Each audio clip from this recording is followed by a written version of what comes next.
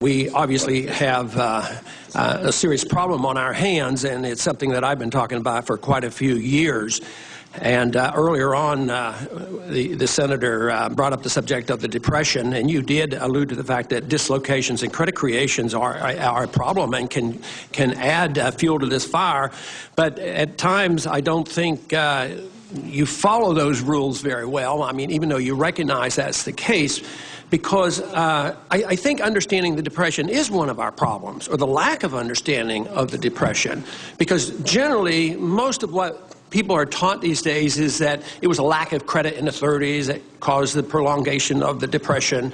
They never talk about the excessive credit and the misallocation and the malinvestment of the 20s that precipitated the bubble that had to be corrected.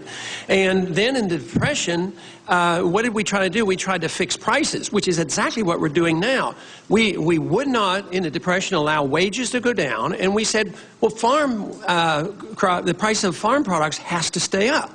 So in doing that, we plowed crops under, and people were starving. And I don't think we've gained a whole lot of wisdom since we were plowing under crops to keep prices up. Because now we're talking about illiquid assets. And we're talking about price fixing. And we're talking about somebody in the government, in the Federal Reserve and Treasury, who does prices. Now, the Austrian School of Economics, which has been around a long time, they predicted the Depression, they predicted the 1970s, the breakdown of Bretton Woods, they predicted all that's happening today. Their key point is, don't mess around with prices. Because if you do, you become socialistic. And this is why Mises predicted the failure of socialism and why it did fail. But here we are in price fixing again. You say that part of your mandate is price stability, but I hardly think price stability comes by price fixing. But the idea of you taking an illiquid asset, for the most part, most illiquid assets are illiquid because they're not worth anything. And if somebody has a house that they bought for $4 million, it goes up to $5 million, he wants to sell and nobody buys it, that's really not an illiquid asset. If he takes it down to 1, he might sell it.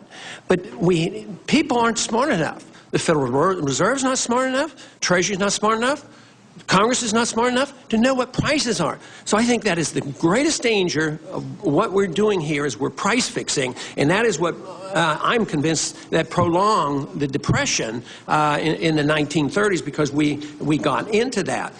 And this whole idea of credit creation, we've already created $700 billion worth of credit because of the interference and the involvement in the markets rating. And here we're coming along with another $700 billion.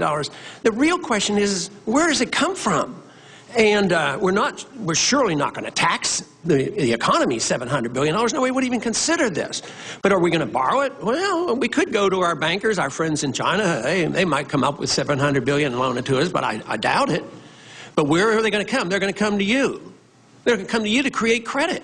But I don't even know where you get the authority to create credit out of thin air. There's certainly no authority in the Constitution for you to have endless authority to create money and credit out of thin air, which is a basic problem that we have. This is why we're here today, is that we haven't understood that. And all the blame is put on the fact that there is a downturn in housing. Well, that means they were overpriced. So all our efforts right now is to keep the prices up. But the prices should come down. That's what the market is saying. But to fix prices at a higher level than they should be, I think just compounds our problem. But, you know, I would like to just see if I can get an opinion from you on where all this authority comes from. My estimation now is there's probably only about 15% of the people in this country who really care about the Constitution and the law, the rule of law. And sometimes I think there are less here in Washington. But where does this authority come from for this unlimited amount of money? Why not at least the $700 billion is being appropriated, but on this new, but the other isn't.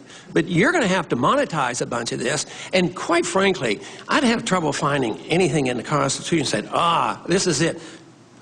You know, this particular paragraph says, the Congress has the right to buy up illiquid assets. Could you comment on this authority and the basic fundamentals of when we're going to address this? If we don't, we can't solve the problem of inflation with more inflation. Thank you, Congressman. First of all, I actually agree with you about the price fixing in the Depression. I think there's a pretty wide consensus that the National Recovery Act and the fixing of wages and prices was a counterproductive step, and I agree with you there. On whether prices are being fixed for these securities, the intention is to use market-based mechanisms, auctions and other things, to try to discover what the true prices are, or at least something approximating a market price. It's not going to be price setting in that respect, as I understand it. I would note about the Depression that one has to balance concerns about intervening in financial markets with concerns about macroeconomic stability. In the case of the Depression, the Federal Reserve essentially took no action as the banking system collapsed. About a third of the banks in the country failed. Fed, following the advice of Secretary Mellon, liquidated the banks, liquidated labor, and so on, and that didn't work out so well. With respect to your other questions, and I want to respond also again to Vice Chair Maloney, there's no need for the Federal Reserve to monetize any of this borrowing. The Federal Reserve has an independent instrument, its management of monetary policy. I do not expect additional inflationary consequences from this.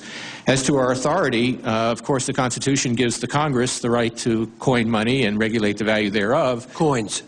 And that has been delegated to the Federal Reserve through the Federal Reserve Act, and everything we've done is directly based on that act. Now, if you disagree with the act, that's a different issue, but we certainly have the authority from Congress. Klobuchar. Thank you very much.